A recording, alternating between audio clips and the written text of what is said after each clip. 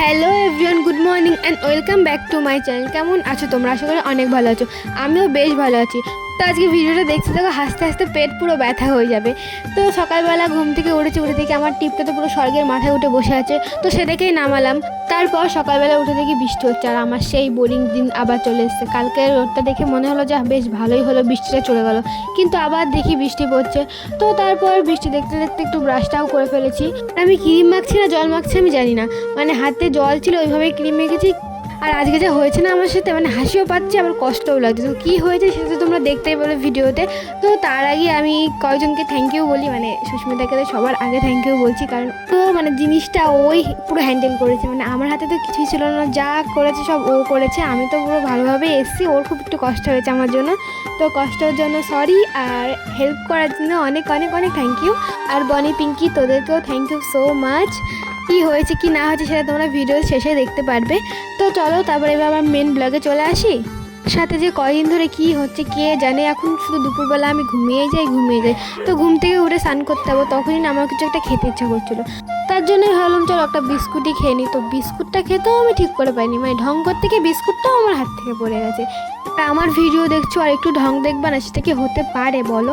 তো তারপর আমি স্নান করতে চলে গেছিলাম। তো স্নান টান করে এসেও ক্যামেরার সামনে ঢং করছিলাম। তো তারপর স্নান টান করে মাথাটা আসাচ্ছিলাম। তো আসতেই আবার একটু ঢং করতে হবে, কারণ নাও ঢং করলে আমার দিনটা তো যাবেই না।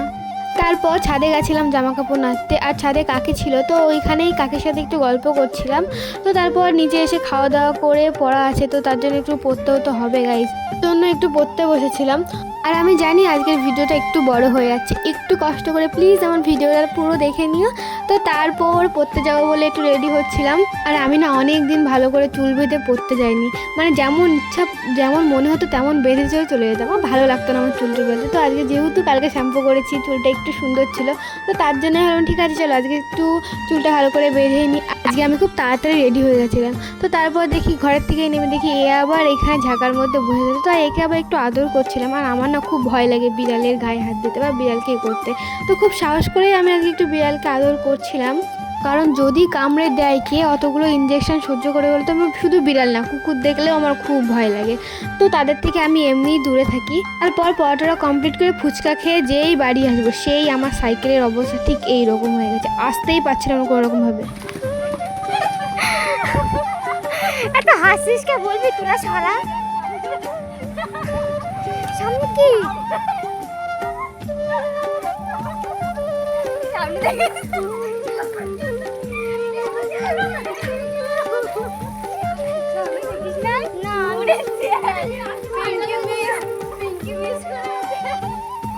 কি হয়েছে কবি তো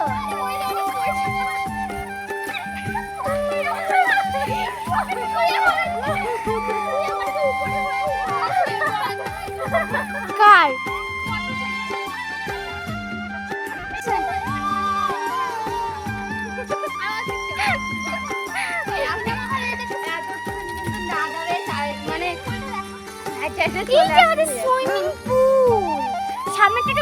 দেখলে তো অবস্থা কি হয়েছে। আর আমার সাইকেলটা পুরো ও টানতে টানতে নিয়ে এসছে, আমার তো কিছুই হয়নি। আর আমার তো একটুখানি হাতে কালি লেগেছিলো, ওর পুরো হাত কালি লেগে গেছিলো।